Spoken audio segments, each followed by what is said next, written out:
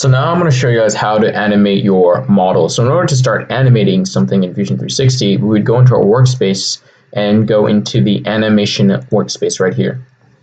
All right, now as you can see, our entire canvas changes as well as our menu up here, and down here a timeline appears. So this space here is the timeline, and this is the storyboard where we can capture the different motions of our animation.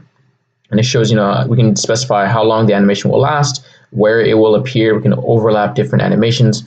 I'm going to show you guys, how you can do that here. So I like to start with at 0 always with my timeline in order to position whatever model I have here on my canvas to get it ready to animate essentially. So I'm going to go ahead and now I specify, the duration of my next animation, and basically the way you would do that is by taking this ticker here and dragging it all the way out. So let's say it's going to be 1 second. So now this means that whatever motion or animation I capture now is going to be 1 second long.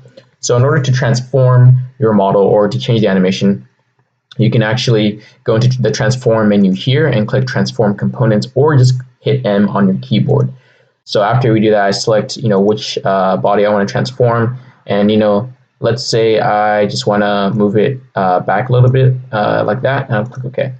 Okay, and then down here you have your reverse button to go back to the beginning of your storyboard, your to jump to the end of the storyboard button, and your playback button. So I'm going to go to the end of the storyboard, click play, and you can see my animation right there nicely. So another type of animation we can do, I'm going to go ahead and move my ticker to 2 seconds now.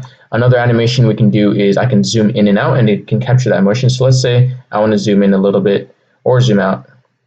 Then it also captures that. So I can go ahead, go here, and it shows just a little bit. But I think I wanted to zoom out just a little bit more. So I'm going to go ahead and, zoom in rather.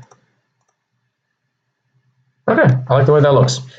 So now I'm going to go ahead and put it to 3 seconds, and then I'm going to hit M on my keyboard and hit my smiley face, and then I'm going to change the angle ever so slightly, and I'm going to click OK. All right, I like the way that looks, so I'm going to go ahead and press play.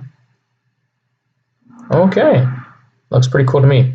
So then I'm going to just move it down a little bit, translate it down just a little bit on that axis, and notice how I didn't move my ticker, and when I did that and I captured that motion, it overlaps with this rotation motion. I'll show you what that looks like all together.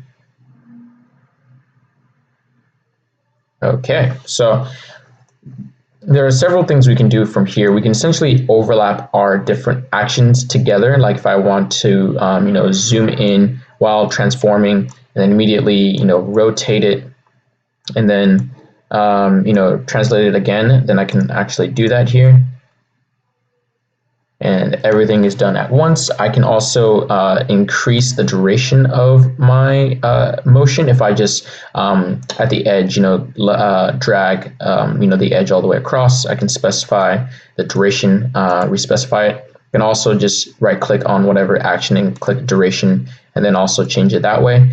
So let's see what it looks like all together.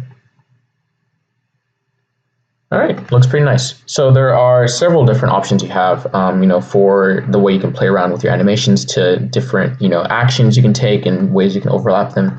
So let's say, you're satisfied with your animation and you actually want to save it. What you would go ahead and do is you click Publish Video in this button right here, or hit P on your keyboard. And then I would go ahead and say, yep, all storyboards, and click OK. And then save my video, and you can save it to your computer, to whatever file you have. I'm going to click Save. Smiley face, I'm going to call it smiley face animation. I'm going to click save. And now it's publishing it. All right, and now it's saved to my computer.